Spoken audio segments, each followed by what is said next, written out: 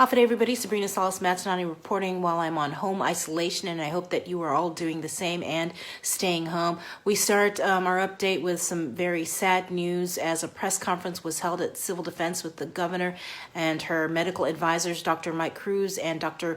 Jolene Uggan, announcing Guam's first COVID casualty. My duty to report to Governor Lou Leon Gorel of our first COVID-19 related death at 01:30 this morning. Let me hand the mic over to Dr. Jolene Uggan so she can give you more details, and I'll come back on later for more information. Half a day. GMH had an admission with a 68-year-old female who had multiple comorbidities. She came in with fevers, chills, and shortness of breath. She had no travel history. However, she did have contact with a traveler. Patient had before she could clinically decline, the patient and her family had made the decision not to undergo any extreme life-saving measures. And so over the past 36 hours, she was placed in comfort care, and she passed this morning at 01:30 at GMH.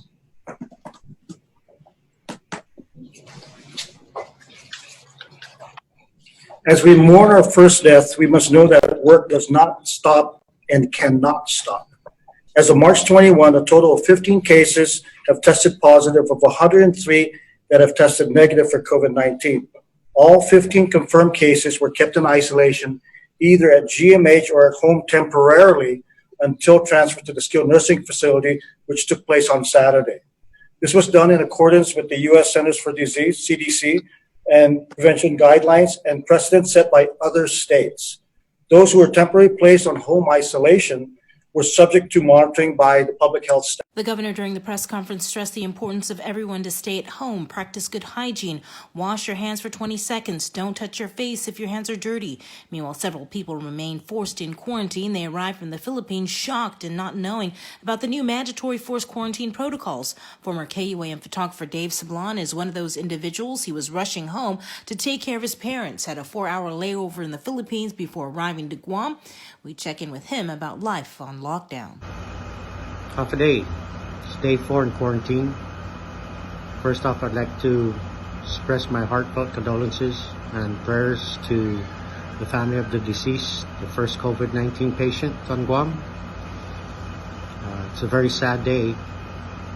I hope that we don't have to experience any more of those. We're here. We're here for another 10 days. Nothing's really changed. I'm sure the system is overwhelmed, short-staffed. I want to commend the public health officials who daily put themselves at risk to come around and just do temperature checks. The hotel staff here has banded to assist the government officials in carrying out their duties.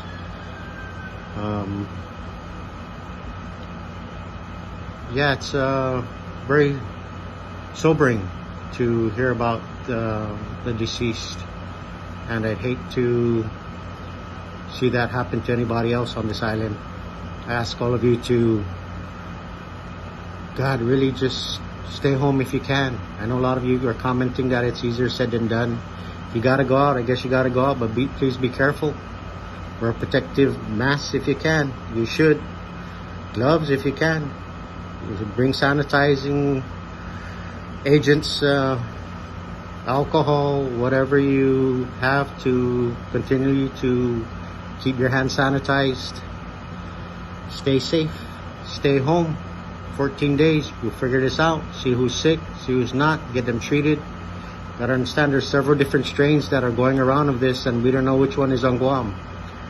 Italy apparently has the same strain as China. That's why it's so deadly, and it's hitting their manamko. Please keep your family, keep our island safe.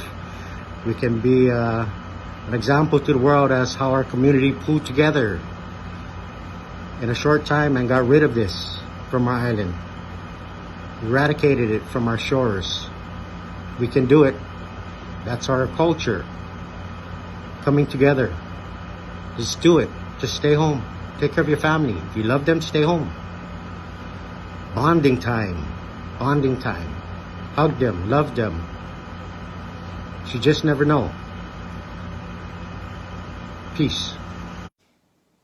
And finally, while all major social gatherings are banned under the governor's new order, today's Mass at the Cathedral Basilica downtown had a huge congregation, all online. More than 1,100 of your fellow Guamanians attended on the KUAM News live stream of today's Sunday's devotionals, with the sanctuary only comprised of a single lector and a priest. Here's Father Ron Richards, the Chancellor of the Archdiocese of Agana. Christ provides when substance isn't there. If you truly believe in Christ, you will believe that. He can give to you what you are missing. So, rather than fight the situation we are in and remain in darkness, find glimmers of light. Find that glimmer and see that as Christ coming to you in a different way. And let that fill you in your spiritual need as we share in this together. And that is your latest update on COVID-19. Again, there's been one fatality. She is a 68-year-old woman. She had no travel history, but she had been in contact with an individual who had traveled. We should be getting the very latest numbers from the Joint Information Center sometime this evening, and of course we will pass that along to you once we receive it, so make sure to stay tuned to our social media platforms. Also, just a reminder to make sure to join Chris Barnett and I weekday mornings from 6 a.m. to 10 a.m. on I-94 FM, and also streaming live on Facebook to share your stories about how you're dealing with life under COVID-19. Make sure to give us a call at 637-0094. And before I wrap this up, I just wanted to give a special shout out and a thank you to all of our first responders, all of the healthcare workers, doctors, nurses, firefighters and police officers, everyone that is just keeping our island going during this challenging time. Really, from all of us at KUAM, thank you so much. I'm Sabrina Salas Matsunane, reporting for Guam's News Network.